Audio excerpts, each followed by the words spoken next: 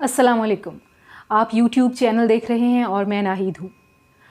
कल शाम वज़ारत ख़ारजा पाकिस्तान की तरफ से भारत के चीफ़ ऑफ डिफेंस स्टाफ को एक मशवरा दिया गया है, एक बयान जारी किया गया है जिसमें ये मशवरा दिया गया है कि वो अपने काम पर तवज्जो दें, बातें ज़्यादा ना करें, यानी अपने प्रोफेशनल बिहेवियर को इम्प्रूव करने की कोशिश करें। ये बयान किस वजह से हमारी वज़ारत ख़ारजा को देना पड़ा, और ये जब मैंने कोशिश की कि इस बयान की डेप्थ में जाऊं तो मुझे मज़ीद पता चला कि ये बयान आए दिन वज़ारत ख़ारजा को दोबारा देना पड़ता है, याद करवाना पड़ता है भारत के चीफ़ ऑफ डिफेंस स्टाफ को कि उन्होंने क्या करना है और क्या नहीं करना है। बहरहाल कल ये बयान क्यों दिया गया, इसकी मैं आपको वजह बताती हूँ। वजह यह है कि कल बिपिन रावत ने बड़े हीरोइक तरीके से, जैसे वो पहले भी करते हैं, मीडिया के थ्रू बयान दिया है। जो मैंने जो क्लिप्स देखे हैं वो कुछ इस तरह थे कि मोदी के जर्नैल की पाकिस्तान और चीन को आखिरी वार्निंग। और वार्निंग क्या थी जी कि ये दोनों सुधर जाएं और जो पाकिस्तान कर रहा है, इंसर्जेंसी फैला रहा है इंडिया में, उसकी हम कोई इस तरह की हरकत जो है वो बर्दाश्त नहीं करेंगे। और हम बालाकोट के सर्जिकल स्ट्राइक्स में बड़ा अच्छा सबक सिखा चुके हैं पाकिस्तान को।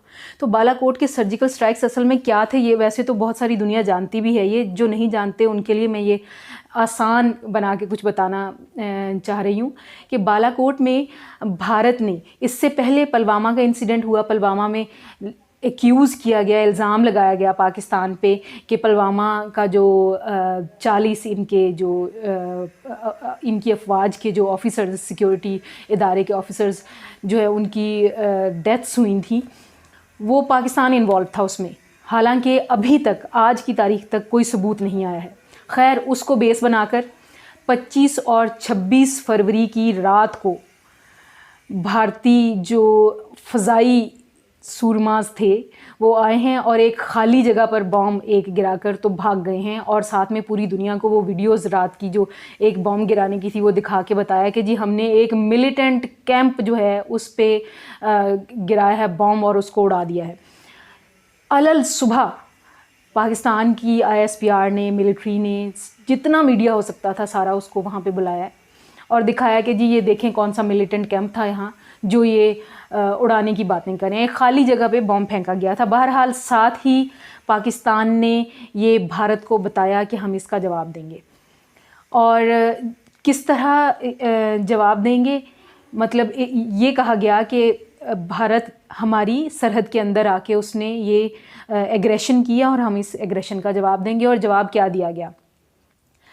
जवाब 27 फरवरी को 6 टारगेट्स और लॉक्ड टारगेट्स और दिन की रोशनी में टारगेट किए गए और मारे गए। पाकिस्तान की जो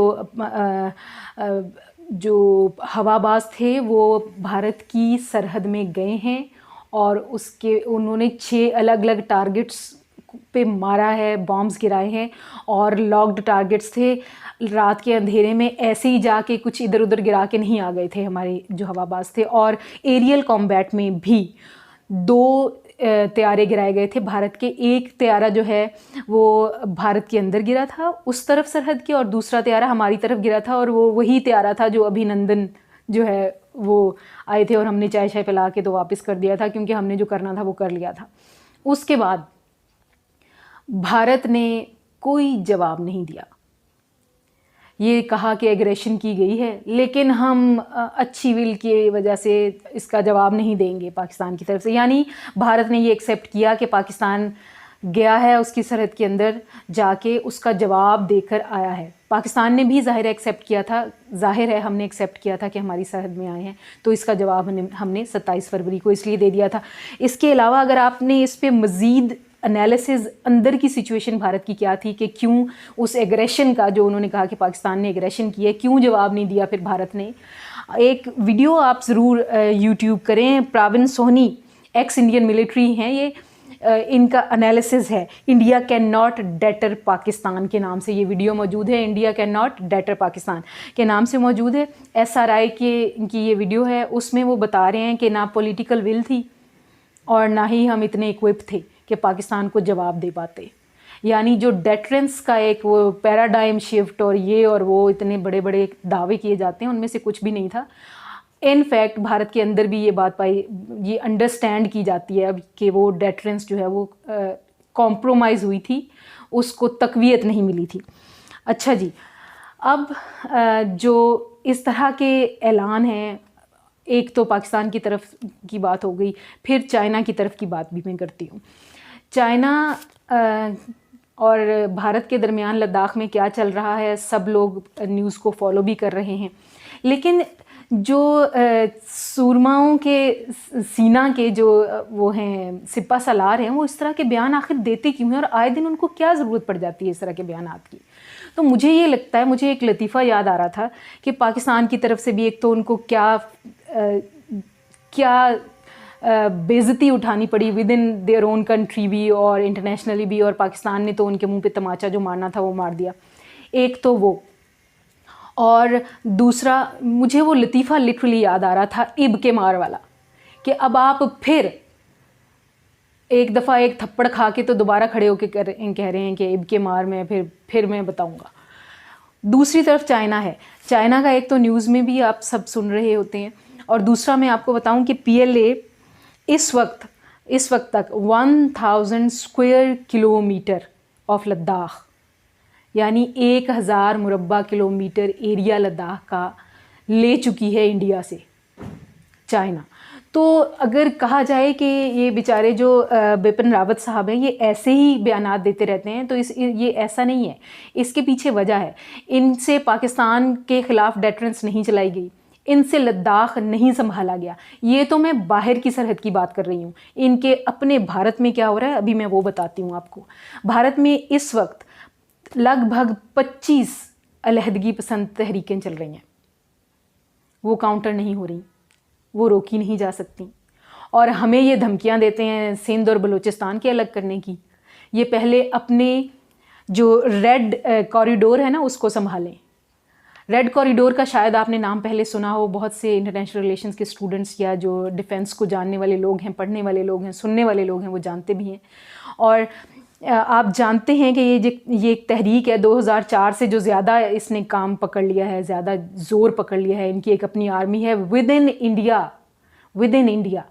ये जो है ये तकरीबन कोई 40% जोग्राफियाई रुकबा बनता है भारत का, जिसमें ये तहरीक है और ये भारत के ख़िलाफ़ है।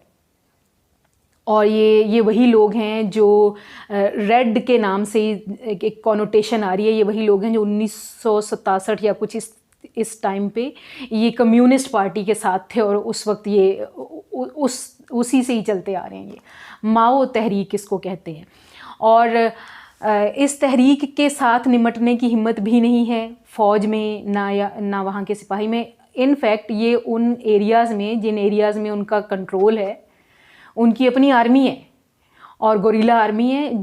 जिस एरियाज़ में उनका कंट्रोल है, ये इनके फ़ौजी और सिपाही वहाँ जा भी नहीं सकते, उनको भी ये डेटर नहीं कर सकते। हमें ये क्या डेटर करेंगे, पहले अपने घर के अंदर की चीज़ें संभाल लें।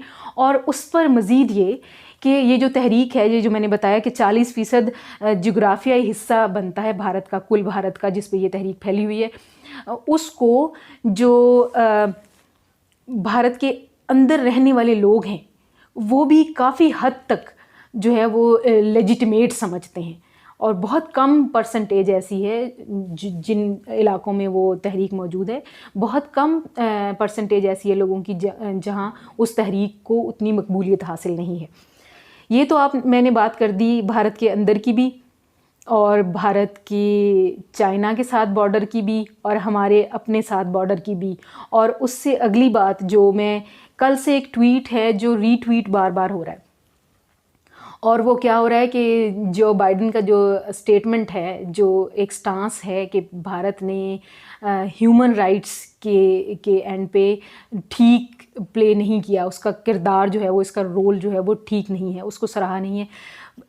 ये हिंदुस्तान का ही अपना ही एक न्यूज़पेपर है जिसकी पब्लिश हुई भी खबर है, और वो ट्वीट हो रही है बार बार।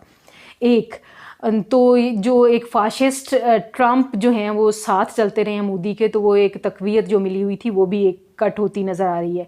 और दूसरा बाइडन की एक और छोटी सी वीडियो क्लिप है जो चल रही है मीडिया पे, और उसमें वो कह रहे हैं कि अमेरिका में मुसलमानों को भी वैसे ही रहने का हक़ होगा जैसे दूसरी कौमियतों को होगा, यानी जो अमेरिकन ड्रीम की रूह है।